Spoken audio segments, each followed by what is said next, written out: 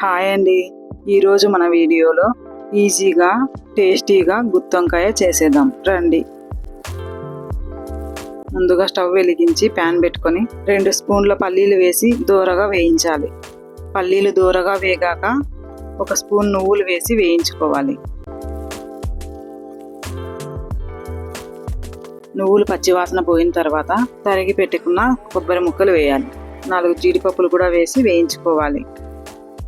ఆఖరిలో కొద్దిగా చింతపండు కూడా వేసుకోవాలి. స్టవ్ ఆఫ్ చేసి చల్లార్చాలి.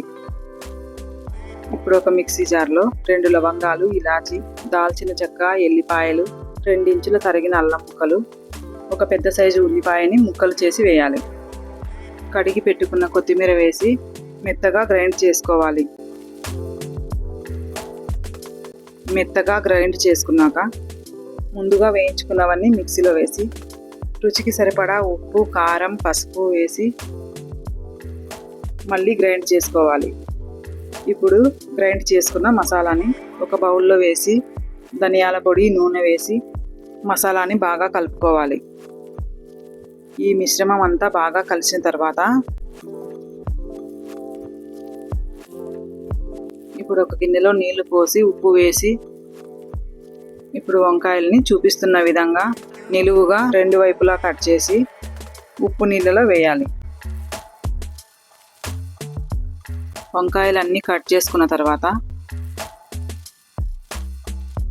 ఇప్పుడు కట్ చేసి పెట్టుకున్న వంకాయలలో ముందుగా రెడీ చేసి పెట్టుకున్న మసాలాని చూపిస్తున్న విధంగా ఒక్కొక్కటిగా నింపాలి.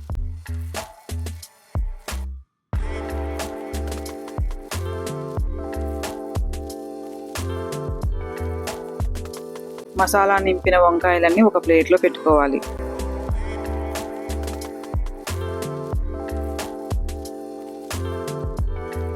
ఇప్పుడు స్టవ్ వెలిగించుకొని వెడల్పుగా ఉండే కుక్కర్ పెట్టుకొని తగినంత నూనె, మెంతి కూర వేసి వేయించుకోవాలి. నూనె కాగిన తర్వాత ఒక్కొక్కటిగా వంకాయలను చూపిస్తున్న విధంగా వెడల్పుగా అమర్చుకోవాలి.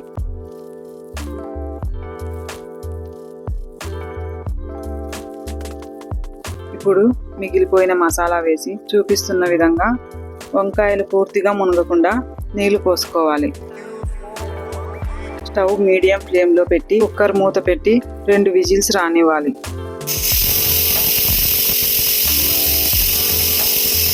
విజిల్ మొత్తం పోయిన తర్వాత కుక్కర్ మూత తీయాలి. ఇంతేనండి, ఈజీగా టేస్టీగా గుత్తి వంకాయ రెడీ.